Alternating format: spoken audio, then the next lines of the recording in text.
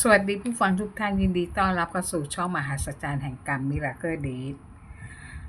Counterfeit หมายถึงการทำของปลอมให้เหมือนจริง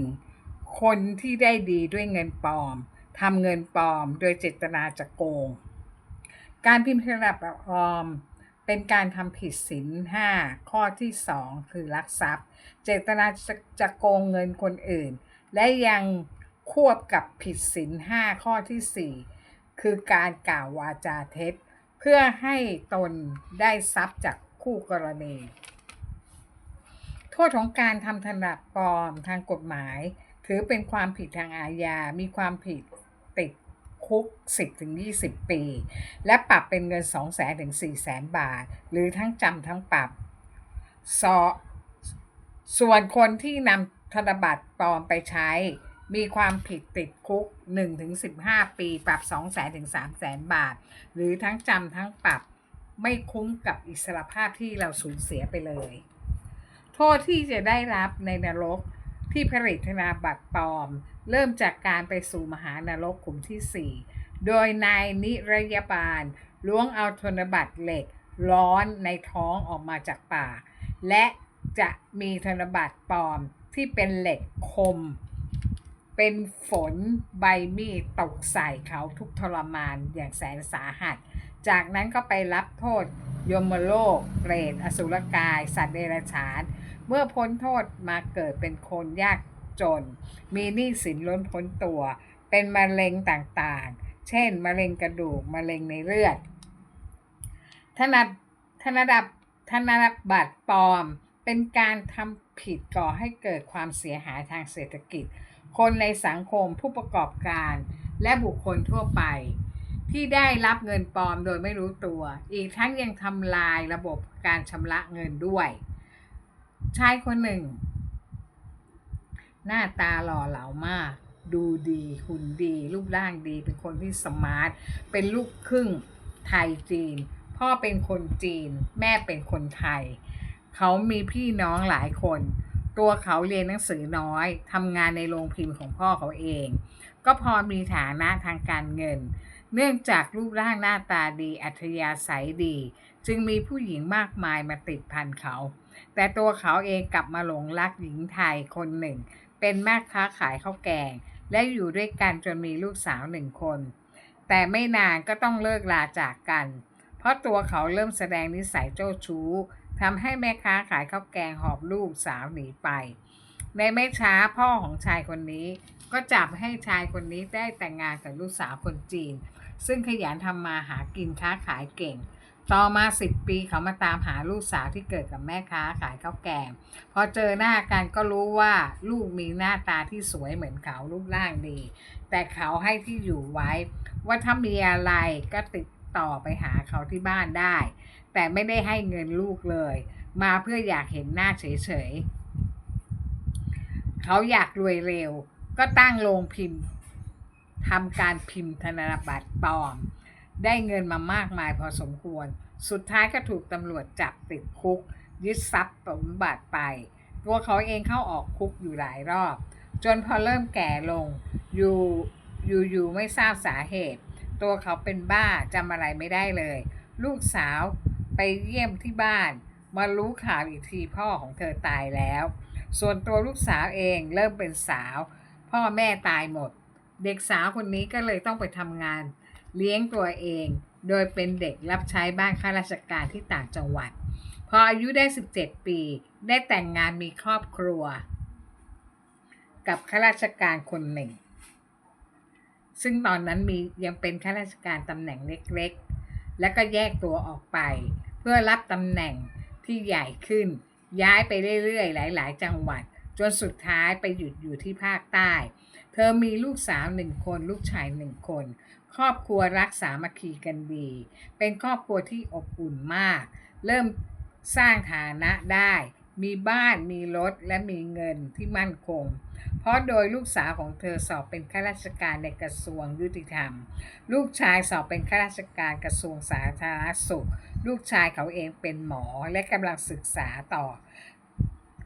แพทย์เฉพาะทางเป็นอาจารย์หมอขณะที่เธอเองก็มีอายุ60 กว่าปีแล้ว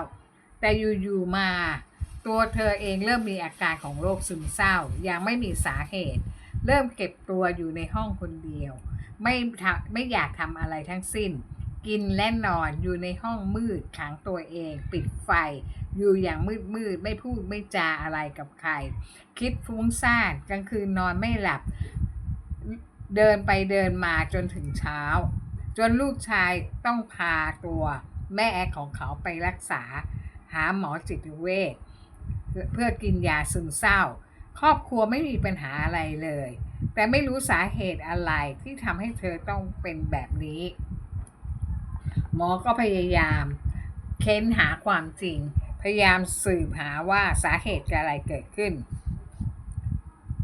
ลูกชายเห็นว่าแม่ป่วยก็เลยสั่งอาหาร3 มื้อให้ส่งมาที่บ้านสำหรับทุกคนส่วนตัวหมอเองไปเรียนต่อเฉพาะทางที่ต่างจังหวัดหมอจิตเภทก็พยายามหาสาเหตุไม่รู้ว่าเกิดขึ้นเพราะอะไรทั้งที่ครอบครัวก็สมบูรณ์พูนสุขทุกอย่างไม่มีปัญหาอะไรไม่มีเรื่องอะไรให้เดือดร้อนใจในภายหลังเธอค่อยๆเผยความในใจให้หมอที่รักษาเธอฟังว่าไม่รู้เธอเป็นอะไรเธอรักลูกชายที่เป็นหมอสุดชีวิตของเธอทุกลมหายใจเข้าออกของเธอก็คือลูกชายที่เป็นหมอเธอต้องการอยู่ติดกับตัวหมอตลอดเวลาไม่ต้องการอยู่ห่างไกลจากลูกพอลูกมาบ้านเธอจะมีความสุขมากที่สุดในชีวิตพอลูกก็พาเธอไปเที่ยวทั้งในประเทศและต่างประเทศไปกันทั้งครอบครัวเพราะลูกคิดว่าพาให้พ่อแม่เที่ยวตอนนี้ตอนที่พ่อแม่กำลังแข็งแรงสามารถช่วยเหลือตัวเองได้เดินได้จะได้มีความสุขดีกว่าที่จะมาพาไปเที่ยวตอนที่ป่วยติดเตียงทำอะไรไม่ได้